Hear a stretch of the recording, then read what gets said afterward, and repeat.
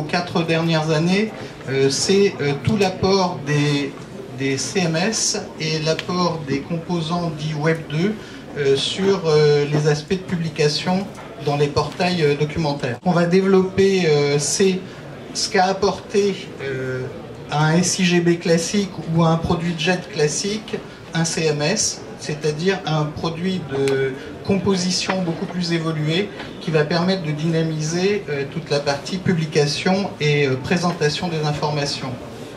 Donc, on a en général 2 types de solutions.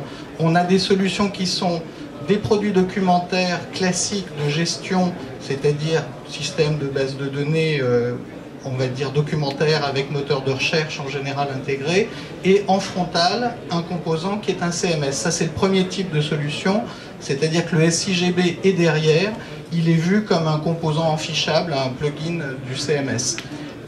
Ça a des avantages et des inconvénients, je vais essayer de développer un petit peu ça. L'autre solution consiste à intégrer des composants de publication dans le produit documentaire lui-même. Le couplage d'un CMS et d'un SIGB en fait introduit des possibilités qui sont d'avoir du contenu riche au niveau de la présentation, du XHTML, de la vidéo, des composants donc dynamiques sur un écran. L'inconvénient qu'on note en général, c'est que les données ne sont pas pérennisées puisqu'elles ne sont pas produites dans le même réservoir. Donc les métadonnées ne sont pas aussi structurées que ce qu'on pourrait le souhaiter, et puis surtout, on n'a pas une gestion aussi fine de la pérennisation des informations. Donc c'est bien pour la publication, c'est un peu moins bien pour des gens qui ont besoin de faire de l'archivage sur de longues périodes. Donc l'autre solution consiste à confier le stockage des métadonnées et de tous les documents, des documents de la GED, des images, des vidéos, à un seul réservoir unique, donc à un composant central qui en général a son moteur de recherche qui va indexer l'ensemble de ses sources. Et puis ça occupe une place constante sur un écran, donc ça permet de ne pas perdre l'utilisateur quand il est dans ses sélections et dans ses visualisations. On a aussi bien sûr tout ce qui est bouquet d'informations qu'on va marier entre bouquets d'informations qui viennent de l'extérieur et du site lui-même. C'est tout ce qui est bouquet RSS en général, c'est la norme, ou c'est OAI quand on a besoin de faire des choses un peu plus structurées. Donc ces bouquets d'informations permettent de présenter et de profiler l'information utilisateur par utilisateur, donc de lui montrer les bonnes informations en fonction de son profil, de sa catégorie d'accès, de lui montrer des informations venant de votre site et de l'extérieur aussi.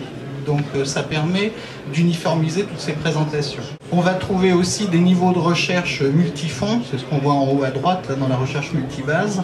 Donc ça c'est important parce que les fonds sont de plus en plus hétérogènes.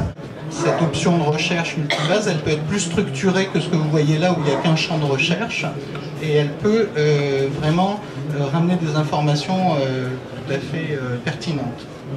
Donc ce sont tous ces composants qui habillent les portails depuis quelques années et qui permettent d'avoir quelque chose de beaucoup plus pertinent tout de suite dès la page d'accueil. On voit un carrousel d'images qui va défiler sur les pages, donc ça permet de mettre à la une directement des documents primaires et non pas simplement des titres et des références. Ça peut s'appliquer très bien aussi à de l'image fixe, bien sûr. Il faut ajouter aussi que dans les moteurs de recherche, ce qu'on cherche à faire aujourd'hui, c'est à indexer le multimédia de manière complète. C'est-à-dire que quand on va traiter, par exemple, une vidéo, on va chercher à en isoler la parole, tout ce qu'on dit, les orateurs sur une vidéo, et donc on va savoir ensuite rechercher les vidéos par le contenu, comme on recherche des PDF classiquement par le plein texte. Ça va nous permettre d'aller nous positionner sur la partie de la vidéo qui parle d'un sujet précis.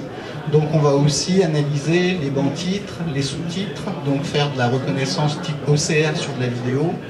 On va aussi faire de la reconnaissance de forme, de manière à ce que quand vous ensuite recherchez des informations, on indexe au même niveau le multimédia et bien sûr le texte classique. Donc voilà pour un bref rappel sur l'état de l'art sur les portails documentaires.